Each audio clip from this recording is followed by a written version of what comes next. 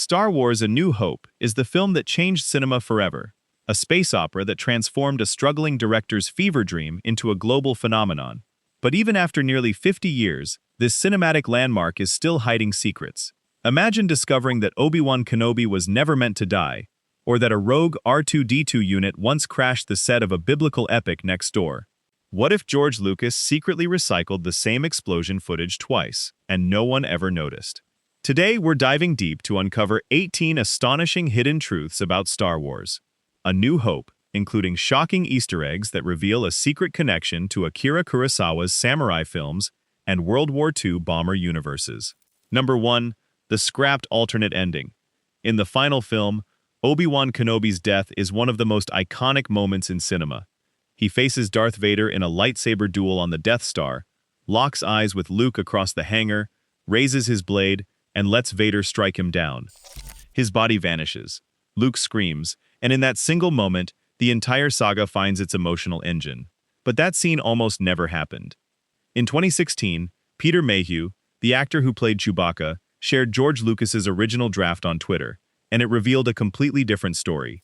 In that version, Obi-Wan Kenobi survives his encounter with Darth Vader, then fights his way through stormtroopers and shoots the blast door panel, letting the entire group escape together aboard the Millennium Falcon. No sacrifice, no vanishing act.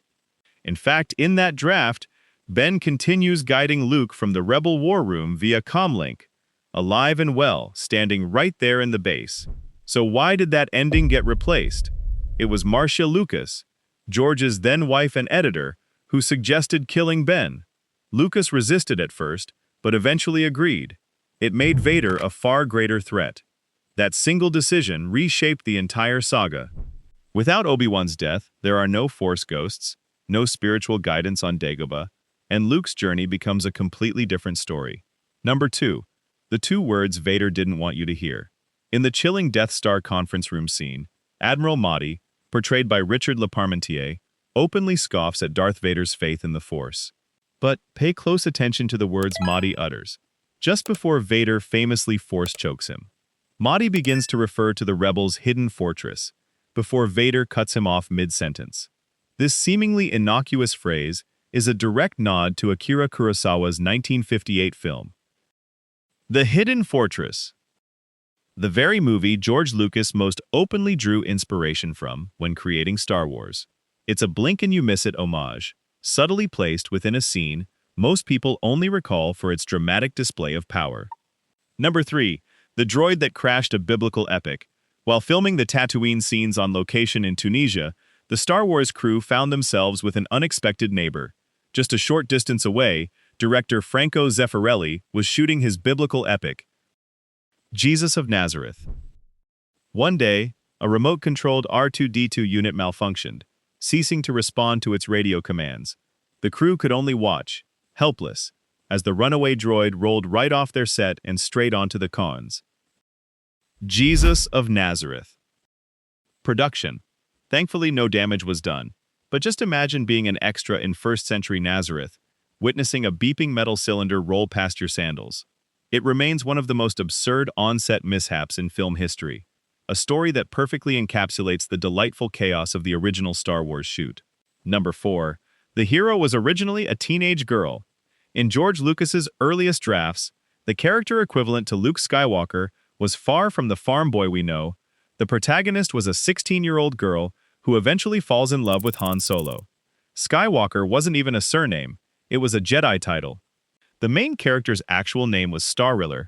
Furthermore, the character who would later become Mace Windu in the prequels began in these drafts as Mace Windy, originally conceived as Princess Leia's brother and the story's narrator.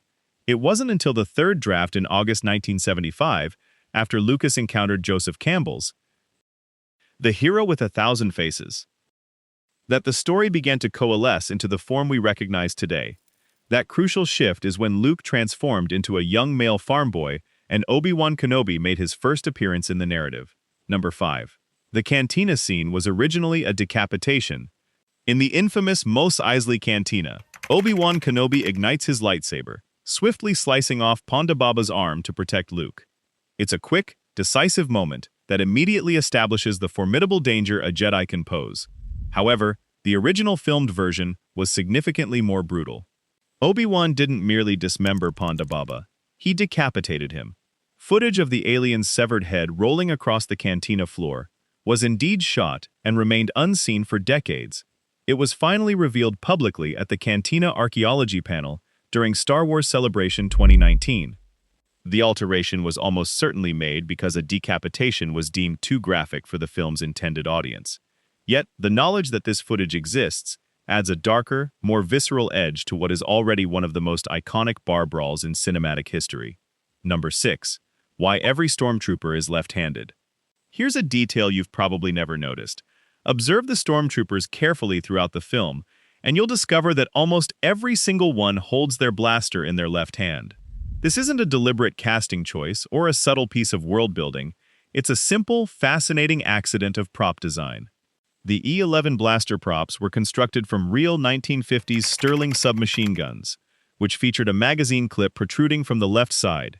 When right-handed actors attempted to hold the weapon normally, that clip repeatedly banged into their chests. Consequently, most simply switched hands. It's one of those subtle quirks that once you see it, you can never unsee. An entire army of elite soldiers, all seemingly shooting with their offhand. Number 7. The Playboy centerfold. Hidden deep within a spaceship model, the ingenious model makers at Industrial Light and Magic were notorious for sneaking unexpected items into their intricate builds. Tantive 4. Princess Leia's iconic blockade runner, and the very first ship glimpsed in the film, offers one of the best examples. Inside the minuscule miniature cockpit, the ILM crew meticulously pasted a small Star Wars movie poster on the wall, and right beside it, they daringly placed a Playboy centerfold pinup. Whether either of these Easter eggs is truly visible in the final film remains a subject of debate among fans, but production stills conclusively confirm their presence. It's a perfect snapshot of ILM culture in the late 1970s, a group of young, pioneering artists building the future of visual effects, leaving their unique fingerprints and mischievous sense of humor inside every model they crafted. Number 8. The same explosion used twice. The entire climactic sequence of A New Hope.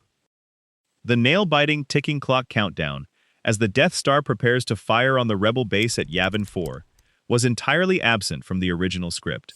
The film was initially slated to conclude with the escape from the Death Star, the Millennium Falcon, fleeing with a tracking device secretly planted aboard.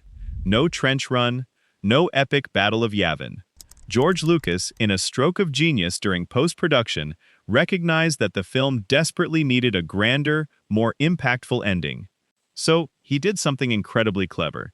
He took the footage of the Death Star's weapon powering up and obliterating Alderaan from earlier in the film, and he literally reused it, seamlessly cutting the identical clip into the Battle of Yavin sequence to amplify the urgency of the weapon about to fire again. He then painstakingly stitched together existing shots of Peter Cushing as Grand Moff Tarkin to sell the dramatic countdown. Thus, one of the most iconic space battles in cinematic history was essentially assembled in the editing room, ingeniously crafted from footage never originally intended for it. Number 9. The blood vessel that changed the camera angle. The trash compactor set was constructed for maximum realism, which, unfortunately, meant filling it with actual garbage. The smell was reportedly unbearable. During the harrowing scene where Luke is dragged underwater by the Dianoga creature, Mark Hamill, portraying Luke, held his breath for such an extended period that he burst a blood vessel in his eye. The injury was pronounced enough that all remaining shots for that sequence had to be filmed from only one side of Hamill's face to conceal the damage. And that wasn't Hamill's only challenge during the production. Before filming even began in Tunisia, he had injured his arm.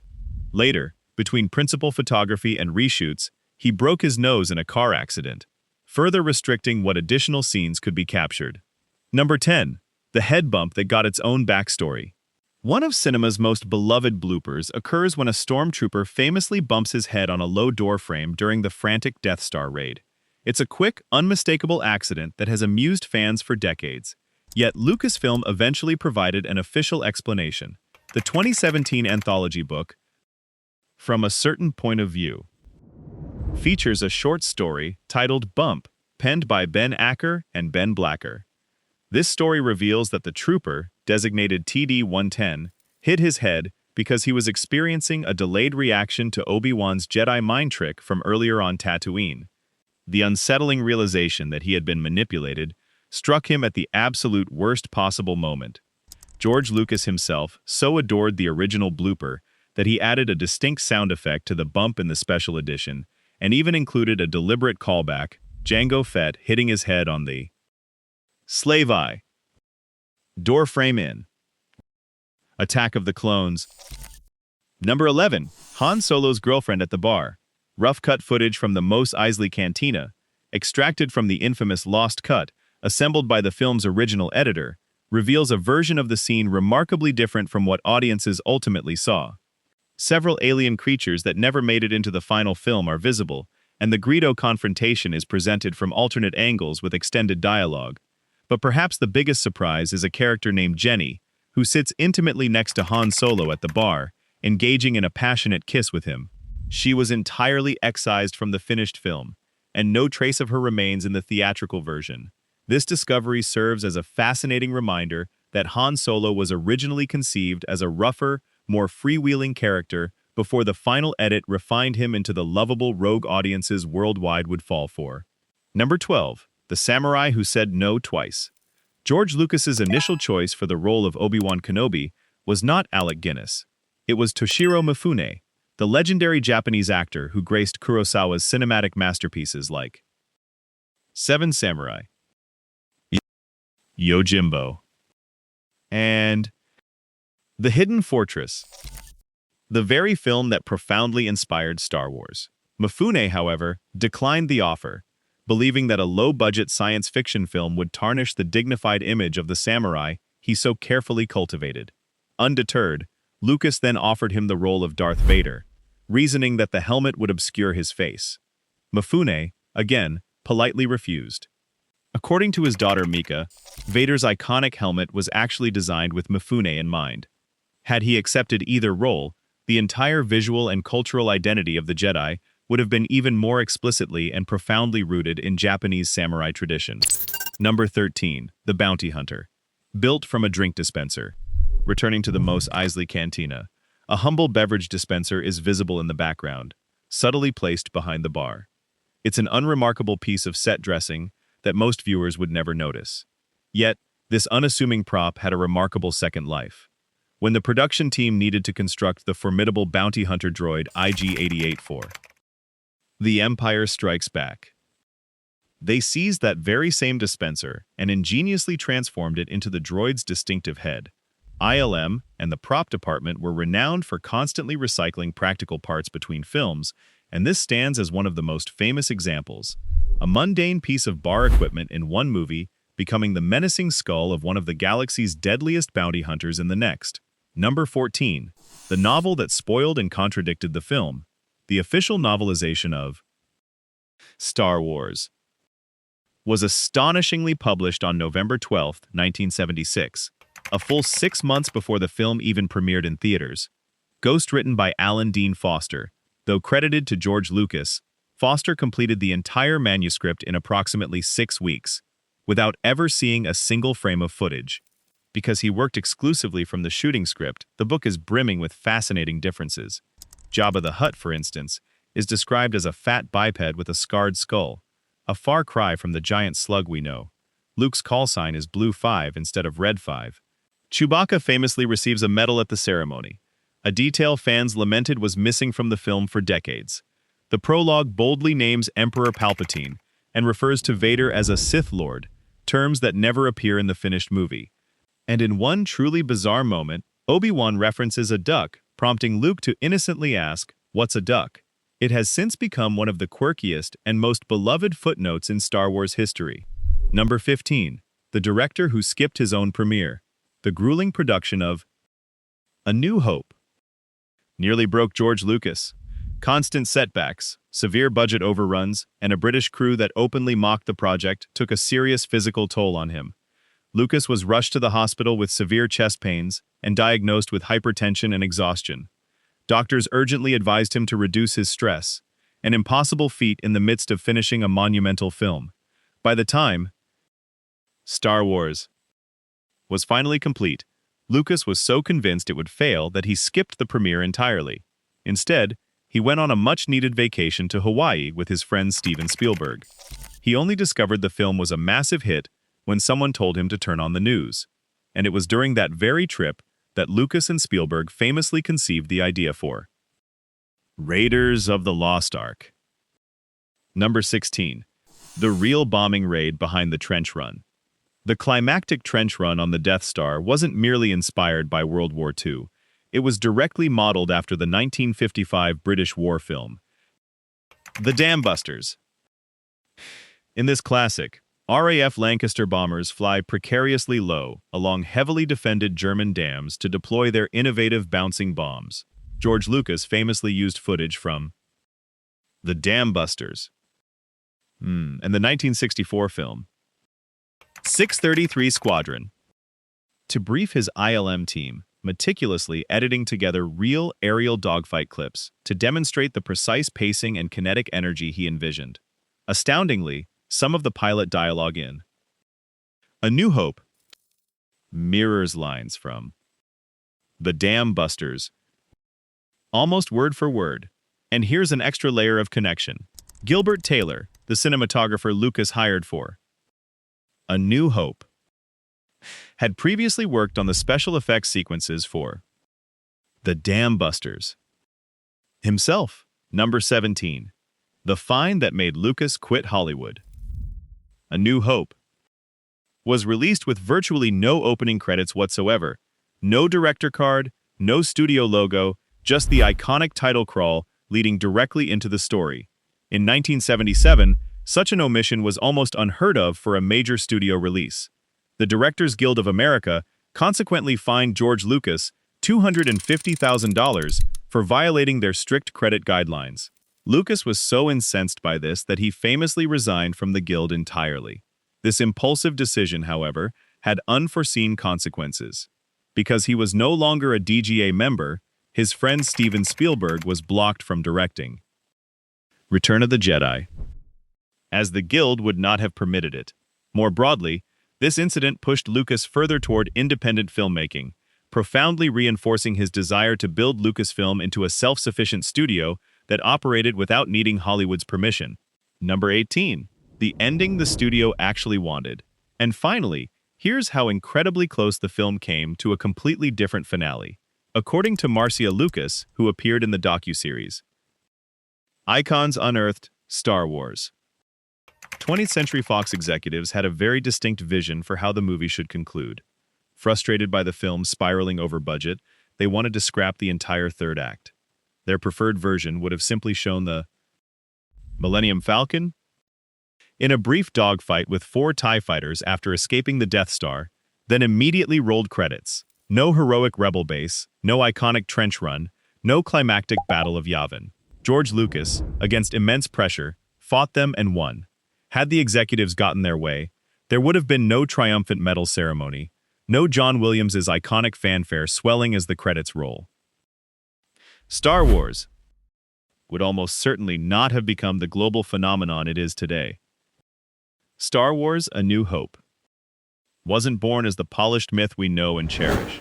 It was fiercely argued over, extensively rewritten, nearly gutted by its own studio, and ultimately held together by a dedicated few who refused to stop pushing when everything else screamed quit.